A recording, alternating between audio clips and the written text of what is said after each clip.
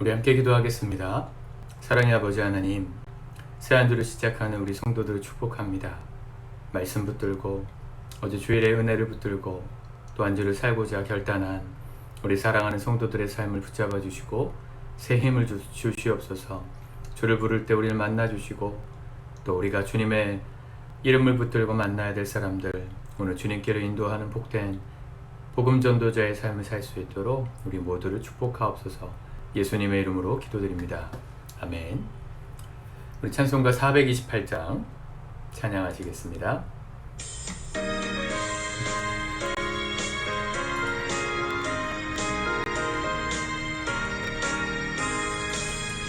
내 영혼에 햇빛 비치니 주 영광 찬란해. 이 세상 어떤 빛보다 이 빛 더 빛나네. 주의 영광 빛난 광채 내게 비춰 주시옵소서. 그 밝은 얼굴 배울 때 나의 영혼 기쁘다. 내 영혼에 노래 있으니 주 찬양합니다. 주 귀를 기울이시사 다 듣고 계시네. 주의 영광 빛난 광채 내게 비춰 주시옵소서. 그 밝은 얼굴 배울 때 나의 영혼 기쁘다. 내 영혼의 봄날 되어서 주 함께 하실 때 그 평화 내게 깃들고 주 은혜 꽃피네. 주의 영광 빛난 광 내게 비춰 주시옵소서. 그 밝은 얼굴 배울 때 나의 영혼 기쁘다.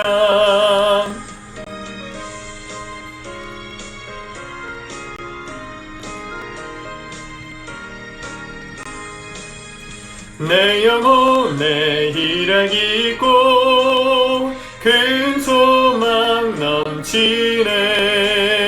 주 예수 복을 주시고 또 내려주시네. 주의 영광 빛난 광채 내게 비춰 주시옵소서.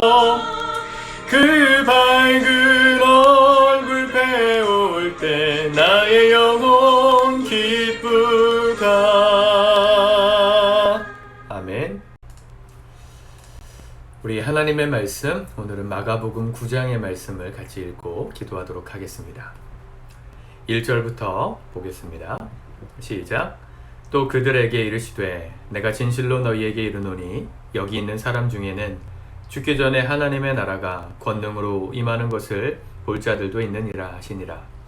엿새 후에 예수께서 베드로와 야고보와 요한을 데리시고 따로 높은 산에 올라가셨더니 그들 앞에서 변형되사 그 옷이 광채가 나며 세상에서 빨래하는 자가 그렇게 희게 할 수 없을 만큼 매우 희어졌더라.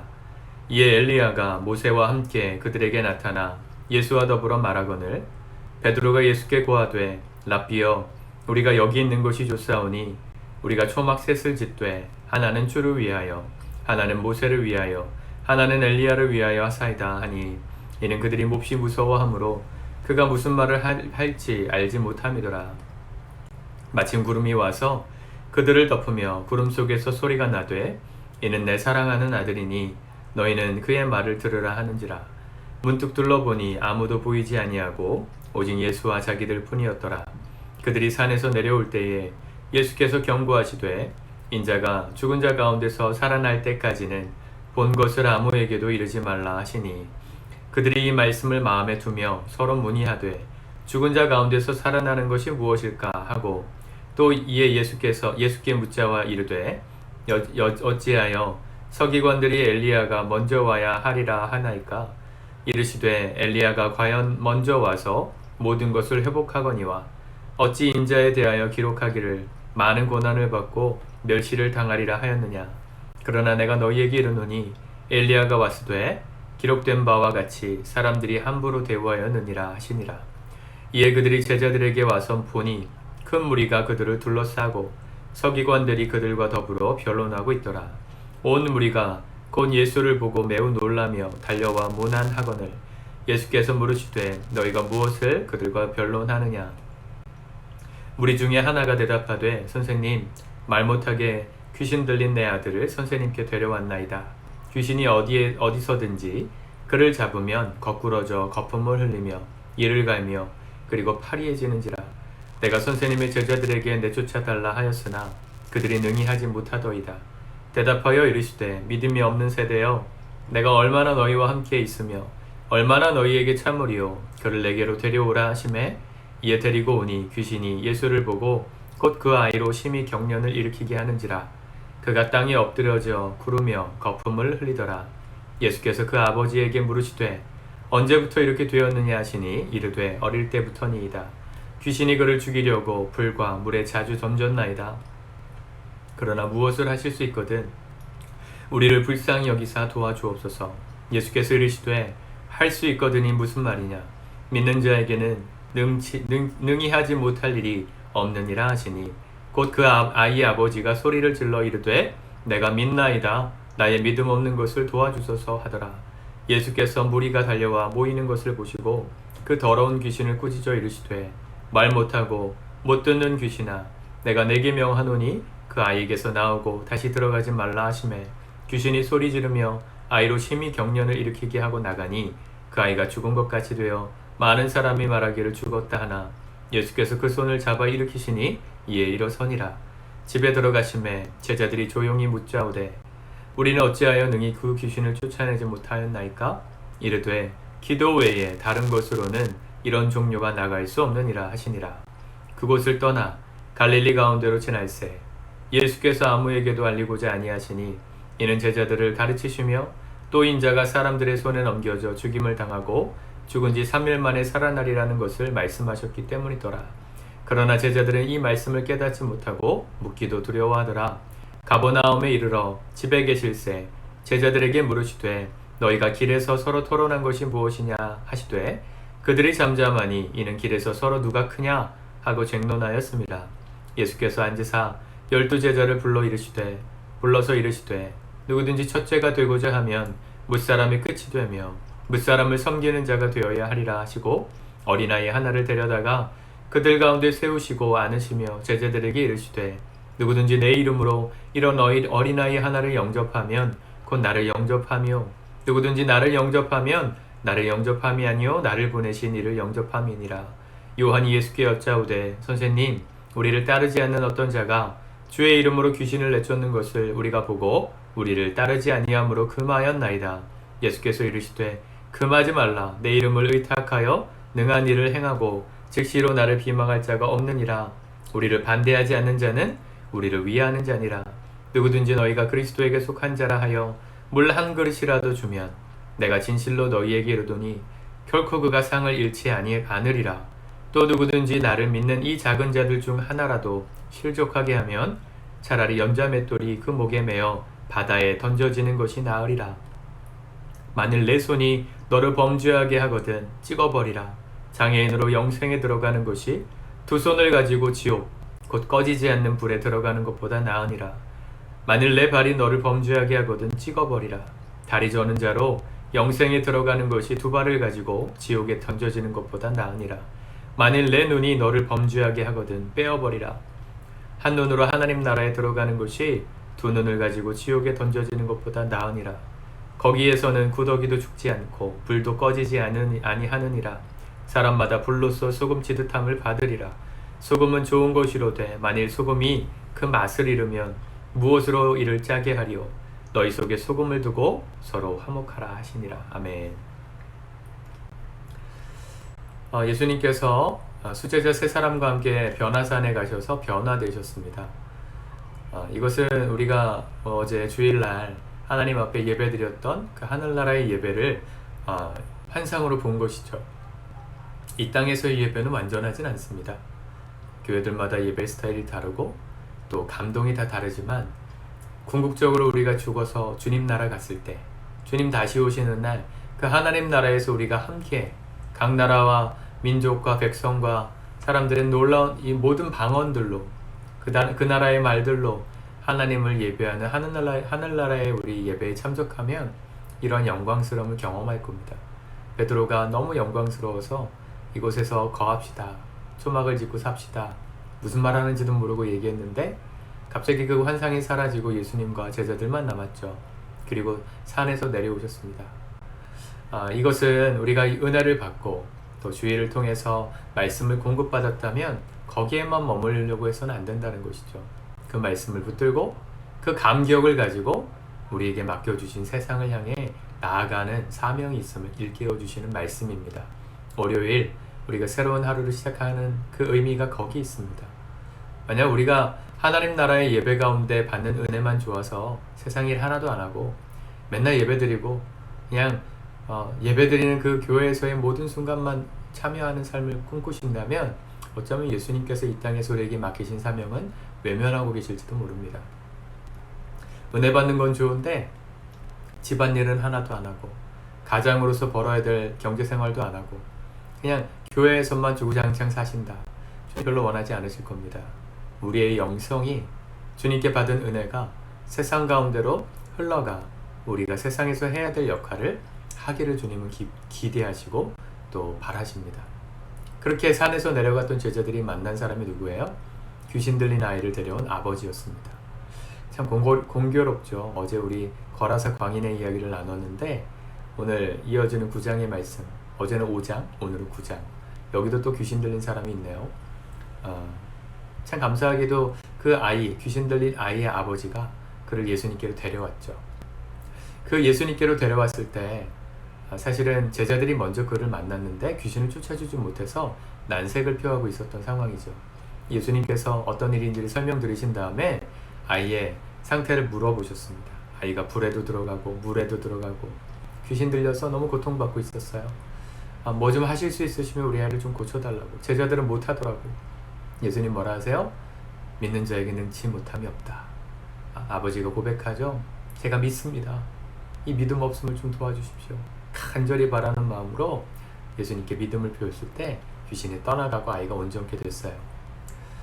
거라사 광인을 쫓아주신 사건하고 이어지는 말씀이라고 생각하면 우리 예수님께서 거라사 광인의 귀신을 쫓아주셨잖아요. 군대 귀신. 사실은 예수님을 따라가는 제자들도 그런 삶을 살 수 있습니다. 설사 그렇게 못 살더라도 좋은 이웃이 되어주자 그랬죠. 예수님께로 인도하는. 근데 궁극적으로는 우리가 예수님의 이름으로 귀신도 쫓아낼 수 있는 삶을 살기를 원하세요. 능력 있는 삶. 제자들이 묻잖아요. 나중에 예수님 왜 우리는 귀신을 못 쫓았습니까? 뭐라 하셨어요? 예수님 뭐라 하십니까? 29절 이르시되 기도 외에 다른 것으로는 이런 종류가 나갈 수 없느니라. 기도하지 않으면 이런 능력이 나갈 수 없다. 주님 알려주셨습니다. 여러분 우리가 예수님께로 거라사 광인 같은 이 땅의 모든 사람들, 우리와 관계하게 하신 모든 사람들을 주님께로 인도하는 좋은 이웃이 되어주는 것은 당연한 것이고요. 그건 의무도 아니고 우리의 사명이고요. 더불어서 그런 사람들을 예수의 이름으로 고쳐주고 회복시켜주고 치료해주는 그 능력 있는 삶, 기도할 때 가능합니다. 제가 10월 한 달 동안 기도를 강조하고 있어서 그런지 제가 기도에 관련된 말씀들이 자꾸 눈에 들어와요.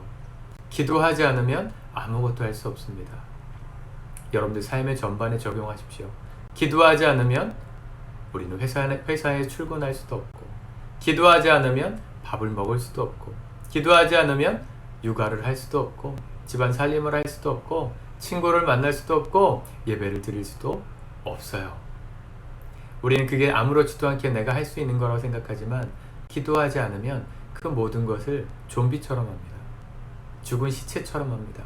근데 기도하면 살아있는 생명력 있는 부활의 능력으로 감당하는 사람이 됩니다. 어떤 인생을 사시겠어요?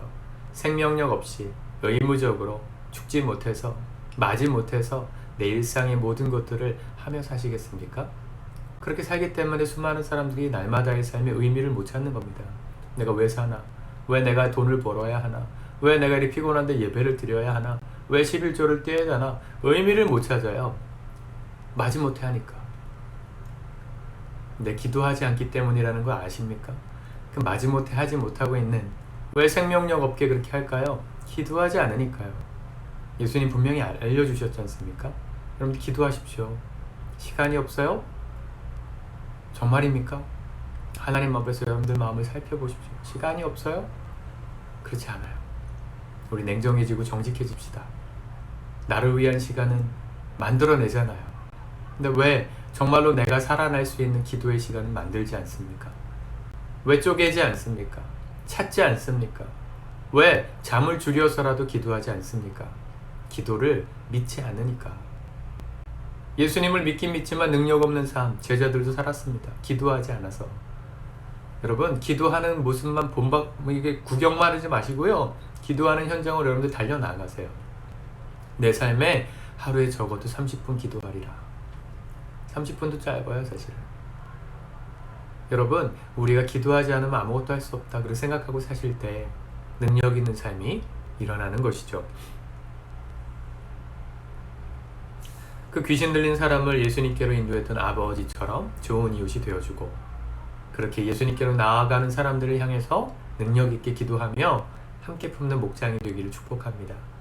예수님께서 어린아이 비유를, 어린아이 한 사람을 들고 누구든지 이 어린아이 같이 되지 않으면 천국에 못 간다, 그렇게 말씀하시죠. 그런 사람이 바로 거라사의 광인이고 우리가 예수님께로 인도해야 될 사람들입니다. 여러분들의 자녀를 예수님께로 인도하세요. 구경만 하지 마시고, 다 컸다고 그냥 방치하지 마시고, 기도하며 능력 있게 예수님께로 함께 나아가 보십시오. 예수님께로 나아가는 게 어떻게 하는 겁니까? 그걸 모르시면 여러분들부터 하셔야 돼요. 여러분들부터 예수님께로 나아가는 연습을 하셔야 돼요. 날마다의 삶에서 주님을 기억하며 사는 것, 매 순간 예수님의 생각을 묻고 사는 것, 그게 예수님께로 나아가는 삶입니다. 인생의 내가 주인이 아니에요. 예수님의 주인이심을 고백하고 기억하고 그분과 동행하는 삶, 내가 살아야 다른 사람도 인도할 수 있지 않겠습니까? 이번 한 주 기도하며 주님과 동행하는 삶에 집중하십시오. 그리고 만나는 모든 사람들, 어린아이와 같은 사람들, 주님께로 인도하는 복된 삶을 사시기를 축복합니다. 기도하겠습니다.